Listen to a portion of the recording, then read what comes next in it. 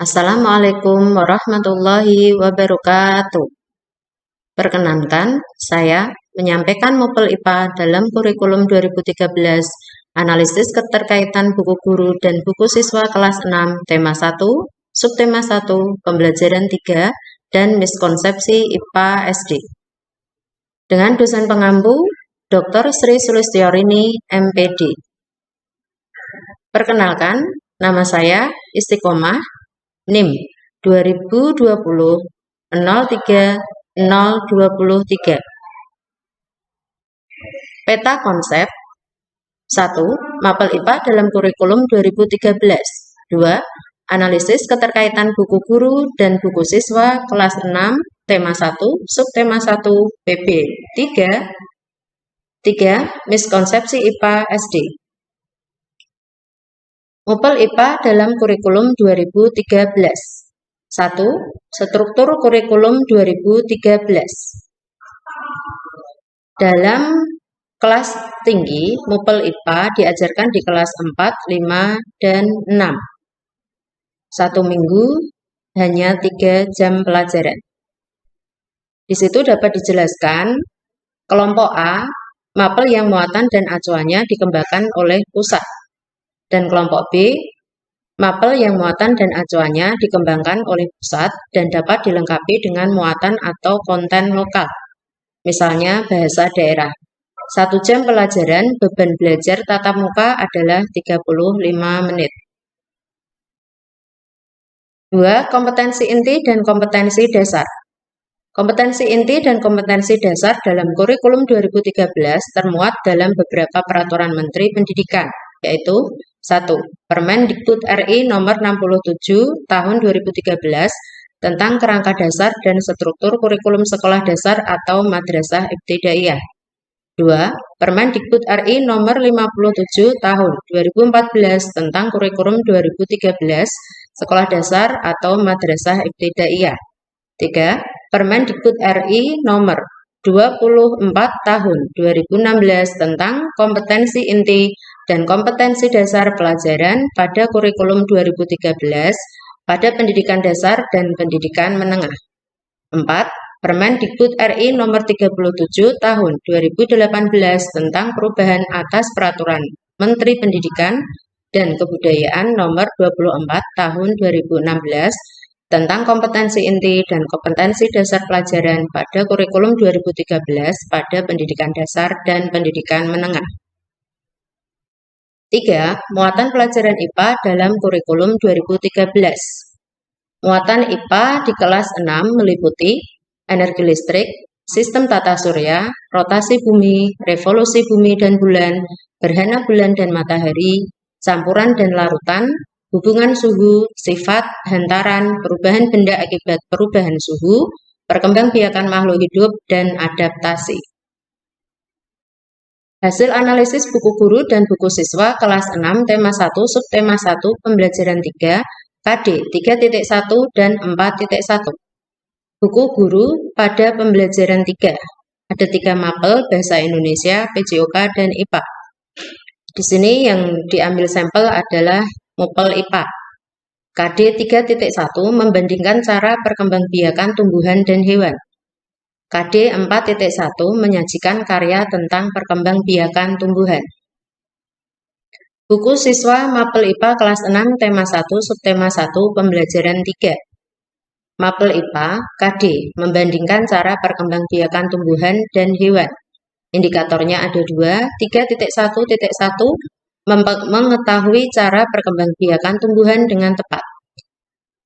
2. 3.1.2 mengidentifikasi cara perkembangbiakan tumbuhan.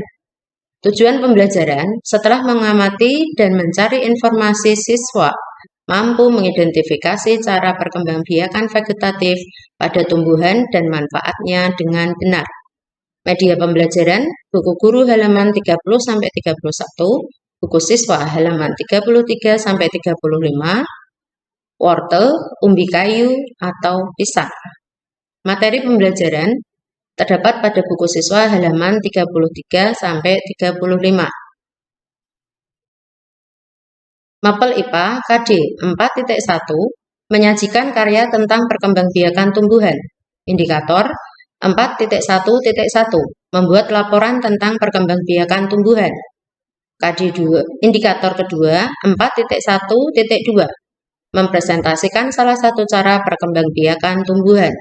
Tujuan pembelajaran, setelah berdiskusi, siswa mampu menyampaikan cara perkembangbiakan vegetatif pada tumbuhan dan manfaatnya melalui tabel dengan benar. Materi pembelajarannya dan lembar LK tampak di layar. Hasil kajian 1. Buku guru dan buku siswa sesuai karena materi di buku siswa halaman 33 sampai 35 sesuai dengan buku guru halaman 30 sampai 31. KD 3.1 indikator 3.1.1 dan 3.1.2 dan KD 4.1 indikator 4.1.1 dan 4.1.2. 2. Buku guru dan buku siswa sudah sesuai. Dari indikator yang dikembangkan, guru perlu mengeksplor materi dengan gambar-gambar atau video perkembangbiakan tumbuhan yang beraneka ragam, baik perkembangbiakan vegetatif alami dan vegetatif buatan. Pengembangan bahan ajar yaitu berupa modul dan lembar kerja siswa. Pengembangan kegiatan berupa keterampilan praktik atau proyek. Pengembangan media berbasis TIK yaitu video pembelajaran interaktif. Pengembangan evaluasi berbasis TIK atau online yaitu Google Drive. Miskonsepsi IPA. Pengertian miskonsepsi menurut Brown dalam Suparno 2005 halaman 4, miskonsepsi merupakan penjelasan yang salah dan suatu gagasan yang tidak sesuai dengan pengertian ilmiah yang diterima para ahli. Menurut Novak dan Gowin 1984, mendefinisikan miskonsepsi sebagai suatu interpretasi konsep-konsep dalam suatu pernyataan yang tidak dapat diterima. Menurut Fowler, dalam Suparno 2013 lebih rinci menjelaskan miskonsepsi sebagai pengertian yang tidak akurat terhadap suatu konsep, penggunaan konsep yang salah, klasifikasi contoh-contoh yang salah, kekacauan konsep-konsep yang berbeda, dan hubungan hierarkis konsep-konsep yang tidak benar. Contoh miskonsepsi IPA SD pada materi perkembangbiakan tumbuhan. Kelas 6 semester 1, tema 1, selamatkan makhluk hidup, subtema 1, tumbuhan sahabatku, pembelajaran 3. Perkembangbiakan merupakan ciri utama bertambah jumlah. Menyambung dilakukan orang dalam rangka memperbaiki kualitas suatu tanaman. Menempel juga dilakukan orang dengan tujuan memperbaiki kualitas. Sama dengan menyambung, penempelan mata tunas individu tumbuhan yang satu ke individu tumbuhan lainnya tidak menambah jumlah individu tersebut. Jadi dalam hal ini menyambung atau enten maupun menempel atau okulasi tidak termasuk perkembangbiakan makhluk hidup. Dalam miskonsepsi perkembangan vegetatif buatan lainnya dikatakan menyambung dan menempel tidak bertambah jumlah, justru terjadi pengurangan atau setidak-tidaknya tidak bertambah. Penyebab miskonsepsi. Penyebab miskonsepsi menurut beberapa ahli antara lain menurut Daher 1988 sebagai berikut. 1.